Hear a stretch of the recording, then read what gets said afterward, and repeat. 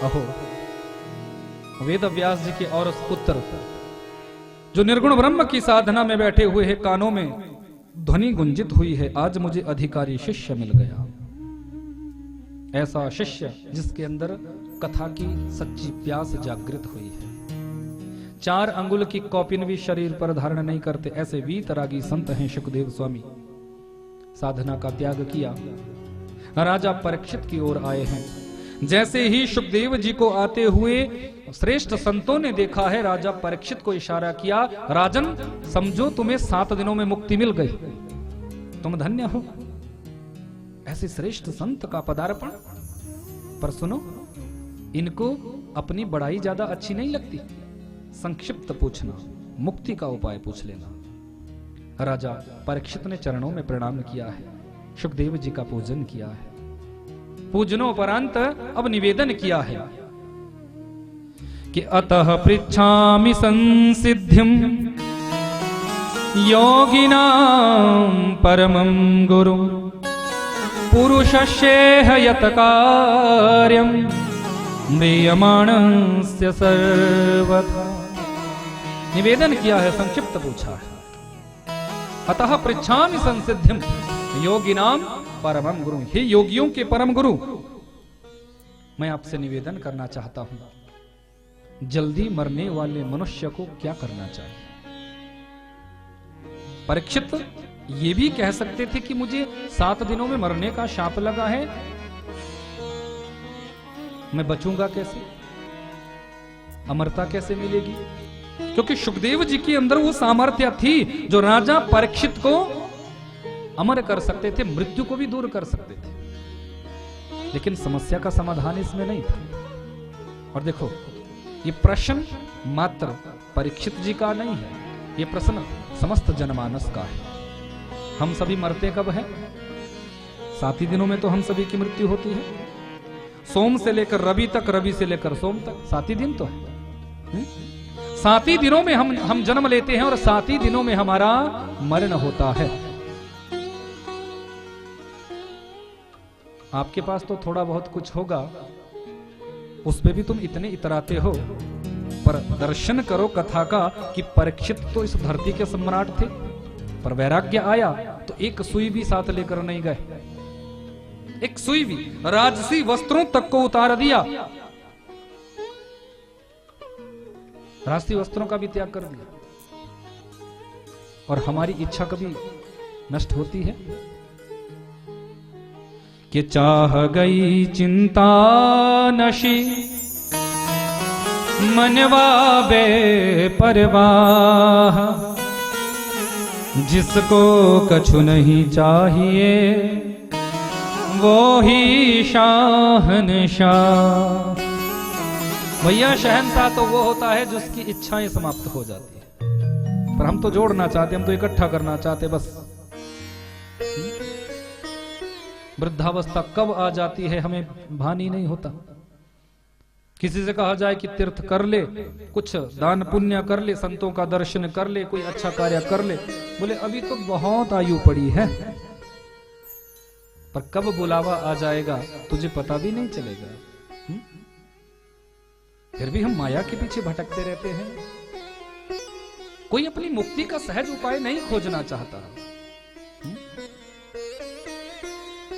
तृष्णाएं हमारी बढ़ती जाती है कि न जातु कामा कामानाम उपभोगेन शाम्यति हविषा कृष्णवतरमेव भूयो एवा विवर्धते।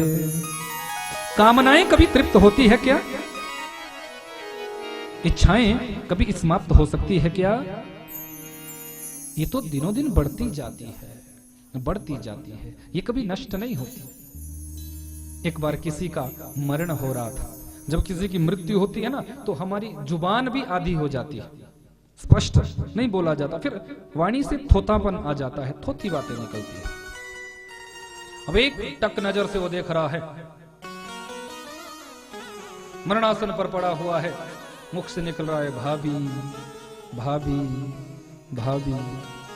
अब परिवार वालों ने सोचा कि किसी भाभी को याद कर रहा है, क्योंकि हर कोई चाहता है कि भैया ज्यादा ना रोके, अब जा रहा है तो इसको जाने दो। तो परिवार की जितनी भी भाभियां थी सामने खड़ी कर दी, बोले ये वाली, पर वो तो भाभी भाभी भाभी कह रहा है। फिर गांव की जितनी भाभियां थी उनको सामने खड़ा कर दिया, बोले मोटी भाभी पतली भाभी, कौन वाली,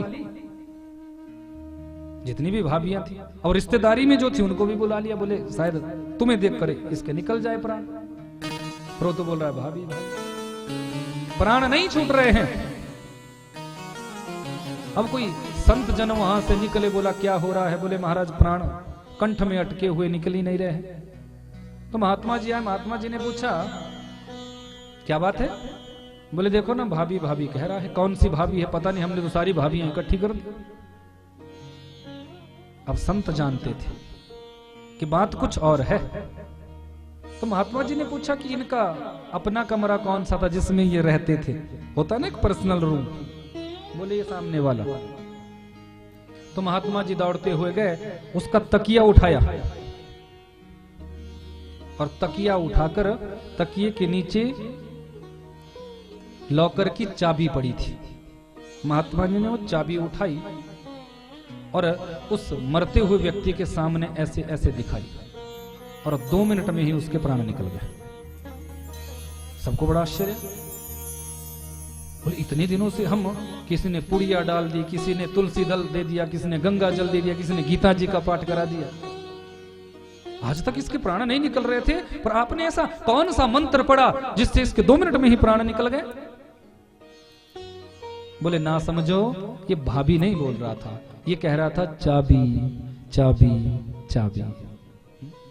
तो ये हाल है हम लोगों का कि अंगम गलितम पलितम मुंडम। आदि गुरु शंकराचार्य जी ने लिखा, दशन विहीनम जातम तुंडम करे घृत कंपित शोभित दंडम तदपि न मुंचतयाशा भांडम।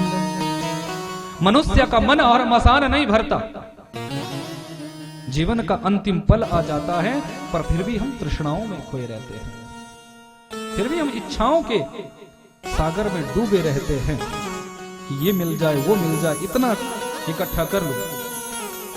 प्रदर्शन करना परीक्षित का, जो इस धरती के सम्राट है, पर पूर्ण वैराग्य आज आया है, निवेदन किया, अतः पृच्छामि संसिद्धिम योगिनाम परमम गुरु। हे योगियों के परम गुरु, मेरी मुक्ति कैसे, मेरी मुक्ति कैसे होगी, बस ये मैं आपसे जानना चाहता हूं। गदगद हो गए सुखदेव जी महाराज। राजन सुनो कि तस्मात् भारत सर्वात्मा भगवान ईश्वरो हरि श्रोतव्य कीर्तितव्यश्च स्मर्तव्यश्च तथा भयम्। हे राजन, जल्दी मरने वाले मनुष्य के जीवन में एक ही सबसे ऊंचा उपाय है, जिसकी मृत्यु समीप आ गई हो, ऐसे मरण धर्मा शरीर के निमित्त एक ही सबसे ऊंचा उपाय है। वो कौन सा? कि श्वास श्वास पर कृष्ण भजी वृथा श्वास जनि खोय, ना जाने या श्वास की आवन होय न होय। प्यारे, अपनी प्रत्येक श्वास पर हम भगवत भजन करें। कौन सी श्वास हमारे जीवन की अंतिम श्वास हो जाएगी, इस बात की कोई गारंटी नहीं। श्वास जो बाहर छोड़ दी, इसको अंदर ले पाएंगे कि नहीं ले पाएंगे, कुछ पता है क्या? जो श्वास अंदर भर ली, उसको बाहर निकाल पाएंगे या न निकाल पाएंगे, कुछ गारंटी है? इसलिए करना क्या है? हर क्षण प्रतिपल भगवत भजन करना है, परमात्मा का नाम जपना है। कौन सी श्वास हमारे जीवन की अंतिम श्वास हो जाएगा? राजन, मैं तुम्हें भगवान की कथा सुनाऊंगा, ऐसी कथा जिस कथा का श्रवण मात्र करने से जीव का कल्याण हो जाता है, गोविंद का दर्शन हमारे हृदय कमल में हो जाता है, भगवत प्राप्ति हो जाती है। क्योंकि भागवत भागवत, भ से भक्ति ग से ज्ञान, व से वैराग्य और त से त्याग हमारे जीवन में देता है। ये भागवत है। भक्ति, ज्ञान, वैराग्य और त्याग जो हमारे जीवन में प्रकट कर दे, वही तो श्रीमद् भागवत की कथा है। राजन, तुम्हें कथा सुनाऊंगा, पर कथा के पहले नियम को समझो, क्योंकि जानते हैं राजा है, राज्य का उपभोग करके आए हैं, इसलिए पहले नियमों में बांधना चाहा, नियमों में बांधा है। कथा के नियम क्या है कि जितासनो जितश्वासो जितसंगो जितेन्द्रिय स्थूले भगवताम रूपे मनः संधारये धियः। नियम बताए। राजन, जितासनो, पहले आसन को जीतो। एक आसन पर बैठकर हम कथा को सुने, क्योंकि एक आसन पर बैठकर जो कथा सुनी जाती है वही कथा जीवन में पूर्ण फल देने वाली होती है।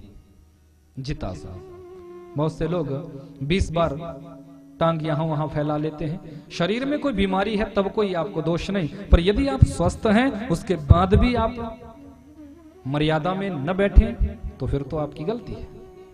और बहुत से लोग तो घुटनों के ऊपर ऐसे हाथ रख लेते हैं, इसको कहते हैं दरिद्रासन। कभी नहीं रखना चाहिए।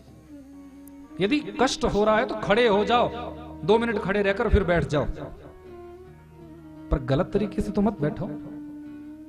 घुटने पर हाथ रखकर ऐसे अंजलि बांध लेते हैं, दरिद्रासन। तुम्हें दरिद्र होने से कोई बचा लेगा? इसलिए कहा जितासनो, एक आसन पर बैठकर भगवत चर्चा हम श्रवण करें, परमात्मा की कथा सुने। दूसरी बात कही, जितासनो जितश्वासो, श्वासों को जीतो प्राणायाम की पद्धति से, योग की पद्धति से। अनुलोम विलोम प्राणायाम करो, तब जाके प्राणों पर विजय प्राप्त होती है। मणि महेश बड़ा सुंदर स्थान है महादेव जी का। तो जब पहली बार हमारा जाना हुआ था तो वहां एक बहुत अच्छे संत, YouTube में भी आप उनका दर्शन कर सकते हैं, उनकी कई वीडियोस वहां की है, बर्फानी बाबा के नाम से वो प्रचलित है। उन पूज्य श्री से मिलना हुआ, वहीं उनकी एक गुफा में रहते, एक छोटी सी कुटिया गुफा में बनाई है। तो वहां जब हमने दर्शन किया, मिले उनसे, तो उनसे पूछा कि 35 फीट बर्फ यहां पड़ जाती है, क्योंकि जिस समय हमारा जाना हुआ था वहां बर्फ नहीं थी, सामने थी। तो उस समय भी ऑक्सीजन की कमी वहां थी। बड़े बड़े लोग सोचते हैं कि हम पैदल चलेंगे, पर हालत खराब हो जाती है। बाबा की कृपा होगी तो ही ऐसे दुर्गम विकट स्थानों पर पहुंचा जाता है। बहुत से ऐसे स्थान हमारे हिमाचल प्रदेश में हैं। मणिमहेश बड़ी अद्भुत जगह है। यहां श्रीखंड महादेव, किन्नर कैलाश, ये सारे अद्भुत स्थान है। मुझे गरिमा हो रही है, मुझे आनंद हो रहा है इस मंच से कहते हुए कि हमारे कथा के मुख्य यजमान डॉक्टर साहब भी उस अद्भुत स्थान का दर्शन, श्रीखंड महादेव, वहां की यात्रा बड़ी विचित्र यात्रा है, बड़ी भयंकर यात्रा है। तो डॉक्टर साहब भी वहां दर्शन करके आए हैं, क्योंकि ये सारी कृपा भगवान शंकर जी की से ही होती है। ऐसे कोई नहीं जा सकता। जब तक भगवान का बुलावा आपको नहीं होगा, आप नहीं जा सकते। याद रखना, कुछ ना कुछ संकट, कुछ ना कुछ परेशानी हो जाएगी। विकट यात्राएं हैं। और बाद में तो इनके सुपुत्र भी वहां जाकर आए, तो बड़ी प्रसन्नता हुई। जाना चाहिए, इससे कई लाभ है। एक तो देखो, वैसे आप कहीं हॉस्पिटल में जाओगे तब जाके अपने बॉडी का स्कैन अप करवाओगे, पैसा खर्च करोगे कि हार्ट कितना काम कर रहा है, आपके शरीर के अन्य अंग कितने काम कर रहे हैं। ऐसी यात्रा पे निकल जाओ, पता चल जाएगा कि कितना काम तुम्हारा कौन सा अंग कर रहा है। भक्तवत्सल भगवान की, उमापति महादेव की जाना चाहिए। तो उन पूज्य श्री से मिलना हुआ, उनसे पूछा जिज्ञासावश कि आप उस परिस्थिति में यहाँ कैसे रहते हैं। वो तो कई बार वहां रुके, तो उन्होंने बताया कि बस महादेव जी की कृपा है, थोड़ा योग कर लेते हैं, प्राणायाम कर लेते हैं, बस महादेव जी की कृपा से मैं यहाँ रह लेता हूँ। जब पहली बार मैं यहाँ रुका था तो स्थानीय लोगों ने कहा कि ये बाबा मरने के लिए आया है। लेकिन 6 महीने बाद जब नीचे उतरे तो सारे लोग भक्त बन गए। उनको हुआ कि बाबा के अंदर कोई चमत्कारिक शक्ति है, ऐसे तो कोई नहीं रह सकता। बाबा ने बताया यहां सिर्फ और सिर्फ बड़े बड़े चूहे आते थे, वो चूहे जो इंसान तक को खा जाते हैं। लेकिन मैं अक्सर कहता हूं कि भगवान के ऊपर पूर्ण विश्वास यदि आप रखोगे तो हर परिस्थिति में मेरा बांके बिहारी मधुसूदन गोपाल आपका रक्षण करता है। बाद में तो उनसे इतना प्रेम हो गया कि कई बार हमारी कथाओं में भी वो आए। हमने कहा कि उस प्रांत में मंडी सुंदरनगर के क्षेत्र में जब कथा होगी तो पूज्य श्री आप आते हैं नीचे तो आइएगा, तो उनका आना हुआ। तो ये सब भगवत कृपा से ही संभव है, संतों की कृपा बनी रहे और क्या चाहिए। यहां जितासनो जित श्वासो जित संगो जितेंद्रिय राजन, संग को जीतना सीखो। संग को यदि जीत लोगे तो भगवत चर्चा में मन लगेगा, परमात्मा से प्रेम बना रहेगा। संग को जीतो। हम जीवन में कुसंग जल्दी पकड़ते हैं। कोई ऐसा बोले ना कि चलो कथा चल रही है डॉक्टर साहब के यहां, चलो जाकर आओ, चलो सुनकर आते हैं, तो हम कहते नहीं अभी 7 दिन है, एक दिन हाजिरी लगा लेंगे। और कोई बोले आजा थोड़ा सा पत्ते फेंक ले, तुम तुरंत बैठ जाते हो। कुसंग तो हम अपने जीवन में जल्दी ग्रहण करते हैं, पर अच्छे संग को हम ग्रहण नहीं करना चाहते। जीवन परिवर्तित कैसे होगा? जित संगो जितेंद्रिय। और अंतिम बात कही, राजन इंद्रियों को संयमित करो। इंद्रियां यदि तुम्हारी संयमित नहीं होगी तो कथा में मन नहीं लगेगा, कथा से अनुराग नहीं होगा, कथा से प्रेम हो ही नहीं सकता, कथा तुम्हारे जीवन में प्रभाव डाल ही नहीं सकती। इसलिए इंद्रियों को जीतने की बात कही। इंद्रियों को हम जीते कि देखना इंद्रियों के न घोड़े भगे, इनमें हरदम ये संयम के कोड़े लगे, इनको हरदम सुमार्ग चलाते चलो, कृष्ण गोविंद गोपाल गाते चलो। इंद्रियों को अपने सुमार्ग पर लगाओ। प्रातः जल्दी उठो, दोनों हाथों को सामने खड़ा करो, कराग्रे वस्ति लक्ष्मी कर मध्य च सरस्वती कर मूले स्थितो ब्रह्मा प्रभाते कर दर्शनम। अपने दोनों हाथों में भगवत दर्शन करो। पर आजकल के समझदार पढ़े लिखे लोगों ने इसको बदल दिया, बोले नहीं नहीं थोड़ा सा हम इस श्लोक को थोड़ा सही करते, ये ठीक नहीं लिखा गया। लोग क्या कहते हैं? बोले कराग्रे वस्ति बीड़ी, है ना? पीने वाले तो मुस्कुरा रहे होंगे, सोच रहे होंगे कि हाँ। और कर मध्य ऐसे ऐसे करते हो ना, चुपके से निकालते हो, पड़ोसी को भी पता नहीं चलता। और करमूले की में पी नहीं, और प्रभाते कप दर्शनम। देवी जी सुनती हो? जी स्वामी जी, जल्दी से चाय की प्याली ले आओ, नहीं तो उठ नहीं सकता, आंख ही नहीं खुल सकती। बेड टी सबसे खतरनाक, आयुर्वेद डॉक्टर साहब बहुत अच्छा जानते हैं, इनको पूरा पता है कि बेड टी कितनी खतरनाक होती है। प्रयास करो सुबह गुनगुना पानी पीने का। हमारे शरीर की कई बीमारियां नष्ट हो जाती है मात्र प्रातः कालीन उठकर बासी मुंह गुनगुना पानी पीने से। पर हम लोगों ने अपनी आदतें बिगाड़ दी है, और आदतें बिगड़ेगी तो शरीर बिगड़ेगा, शरीर बिगड़ेगा तो भजन नहीं हो सकता। इसलिए भजन में मन लगाना चाहते हो तो इंद्रियों को थोड़ा संयमित करना पड़ेगा। राजन जित संगो जितेंद्रिय। राजन क्या तुम यही सोच रहे हो ना कि भगवान जल्दी उसको मिलते हैं जो 4-5 बार स्नान करता होगा? जरूर तुम यही सोच रहे हो ना कि भगवान उसको जल्दी मिलते होंगे जो देखने में बड़ा सुंदर होता है? तुम्हारे मन में शायद ऐसा मनोभाव उठ रहा होगा कि भगवान उसको मिलते हैं जो पढ़ा लिखा ज्यादा होता है। जरूर तुम शायद ये सोच रहे होंगे कि भगवान उसको मिलते हैं जो बड़ा सेठ साहूकार होता है। राजन बिल्कुल नहीं। कि व्याधस्य चरणम ध्रुवस्य च वयो विद्या गजेन्द्रस्य का जाति विदुरस्य यादव पतेरुग्रस्य किं पौरुषम। कि कुब्जायः किमु तत्र रूपमधिकं किं तत्सुदाम्नो धनम् भक्त्या तुष्यति केवलम परमया भक्ति प्रियो माधव, भक्ति प्रियो माधव। राजन, भगवान किसको जल्दी मिलते हैं? व्याधस्य चरणम ध्रुवस्य च वयो। यदि अधिक स्नान करने वाले लोगों को भगवान जल्दी मिलते तो उन कोल भीलों को भगवान कभी नहीं मिलते, जो कोल भील जाड़े के समय में 3 महीने नहाते ही नहीं। लेकिन प्रभु श्री राम ने तो उन्हें भी अपने हृदय कमल से लगाया। राजन, यदि भगवान किसी की सुंदरता देखते तो वो कुब्जा कोई सुंदरी नहीं थी, वो त्रिवक्रा, वो सैरेंद्री कोई सुंदरी नहीं थी। पर भगवान ने तो उस सैरेंद्री को भी, उस कुब्जा को भी, जिस कुब्जा से लोग दूर भागते थे, उस कुब्जा को भी हृदय से लगाया। राजन, भगवान यदि किसी की अवस्था देखते तो प्रहलाद जी, ध्रुव जी मात्र 5.5 वर्षों की अवस्था में ही भगवत साक्षात्कार कर लिया था। भगवान उनको कभी नहीं देखते।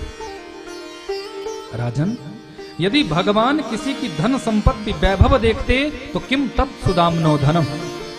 सुदामा जी किसी नगर के सेठ साहूकार नहीं थे, सुदामा जी किसी राज्य के राजा नहीं थे। कि कृष्णस्यासीद सखा कश्चित ब्राह्मणो ब्रह्मवित्तवः विरक्त इंद्रियार्थेषु प्रशांतात्मा जितेंद्रियः। सुदामा जी तो नितांत निर्धन थे, लेकिन भगवत भजन करते थे, इसलिए भगवान ने सुदामा जी पर अपनी अहेतुकी कृपा की। वो वैभव दे दिया जो इंद्र के लिए भी दुर्लभ है, वो वैभव सुदामा जी की झोली में डाल दिया। भगवान किसी की निर्धनता नहीं देखते।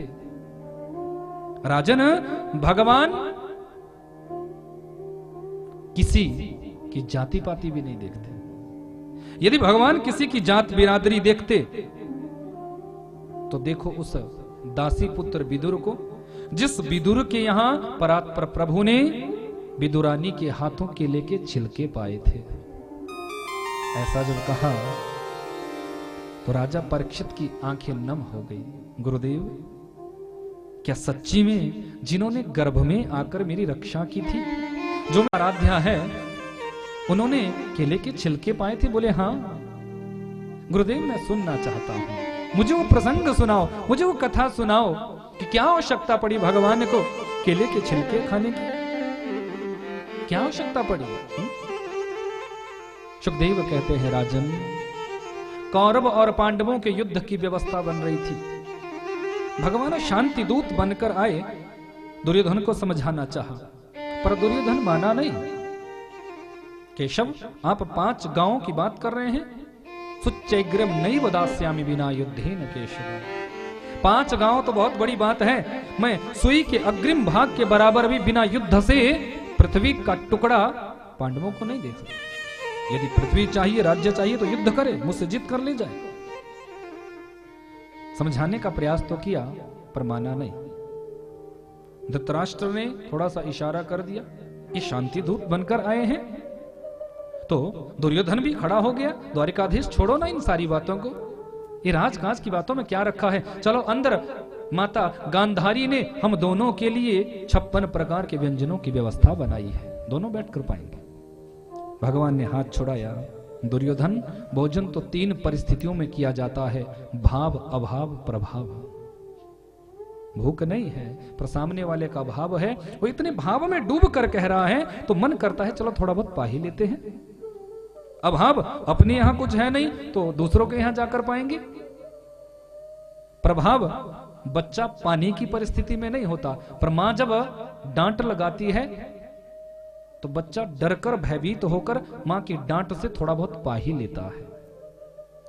सो दुर्योधन, ना तो मेरे यहां खाने का कोई अभाव और ना ही तेरा खिलाने का कोई भाव और ना ही तेरा मुझ पर कोई प्रभाव, फिर भोजन करने का तो प्रश्न ही उत्पन्न नहीं होता।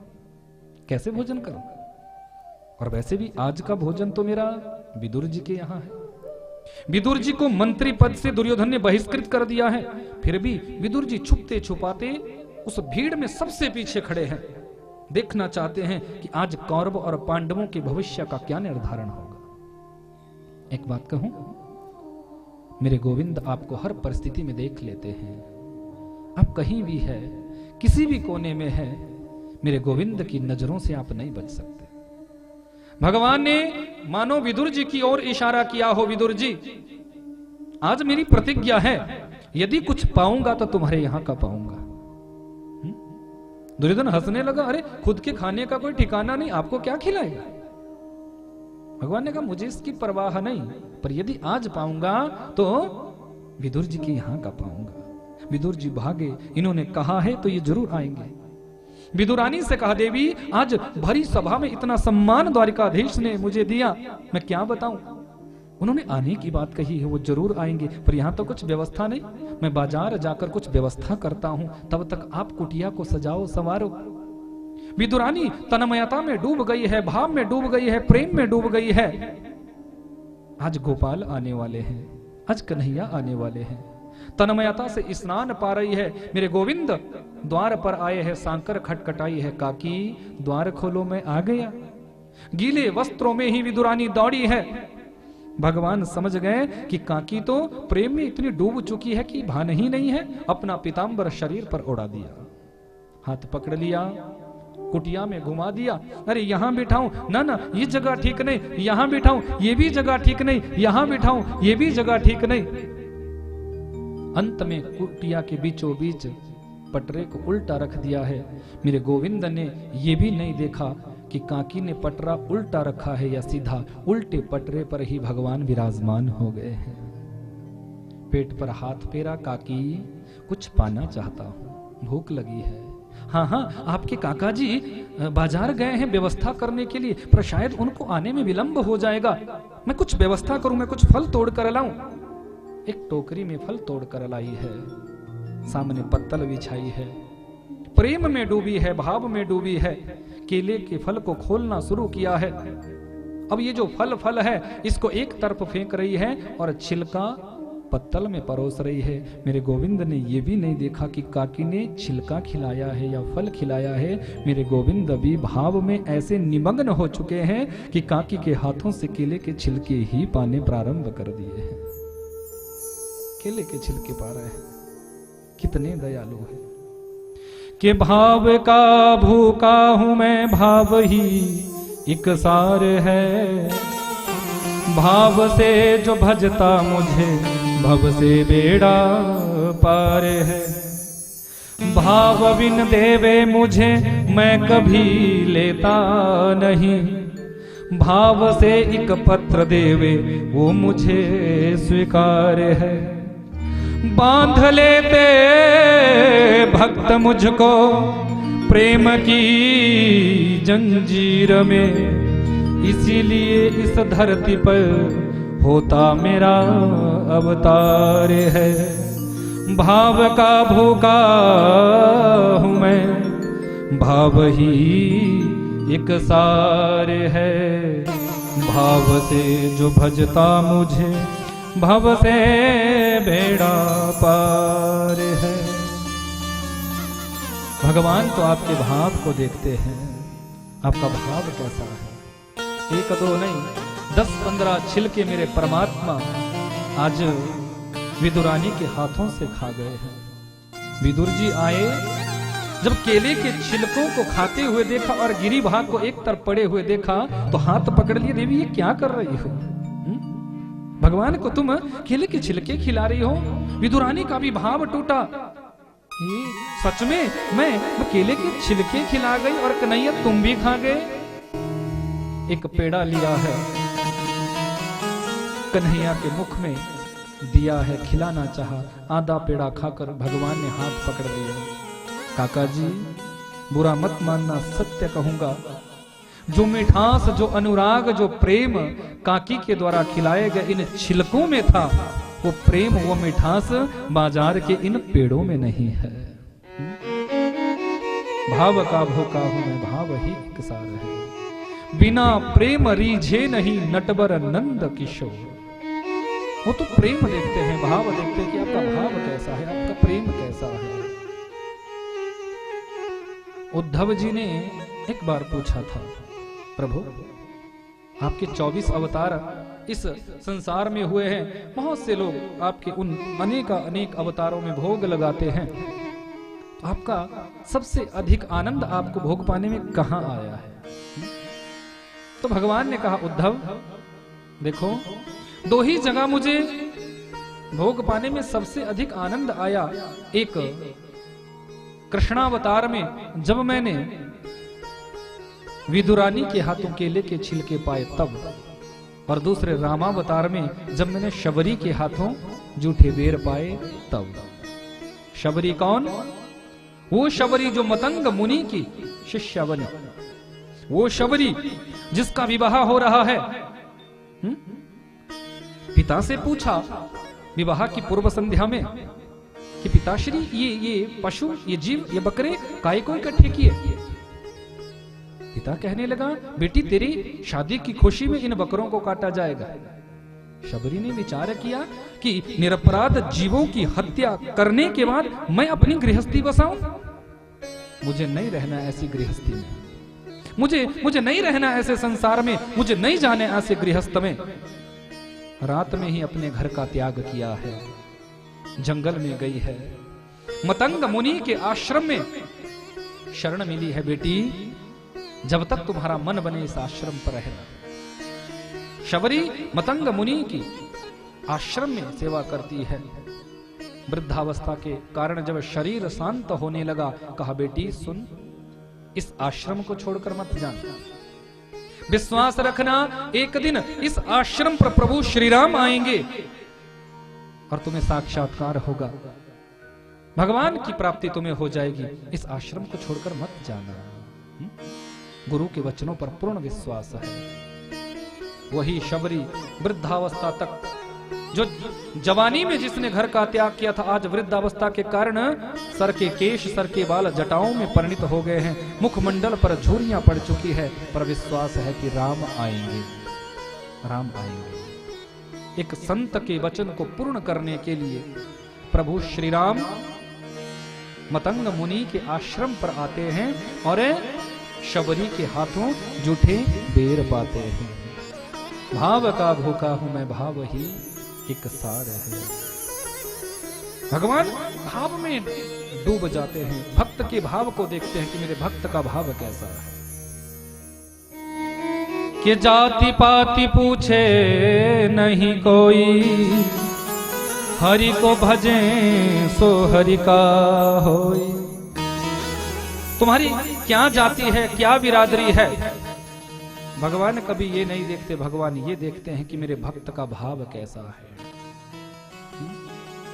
नीचा नाम जाति हीना नाम, शिव महापुराण में भगवान शंकर जी ने जब नवदा भक्ति का उपदेश पार्वती जी को किया, तो उस समय बताया कि देवी मैं अपने भक्त के भाव को देखता हूं कि मेरे भक्त के अंदर भाव कैसा है। नीच से नीच, पापी से पापी, कि यहां भी यदि मुझे भक्त दिखता है, कोई भक्त मुझे दर्शन होता है, तो मैं उन नीच के नीच पापियों के यहां भी चला जाता हूं, सिर्फ और सिर्फ भक्तों की भक्ति के निमित्त।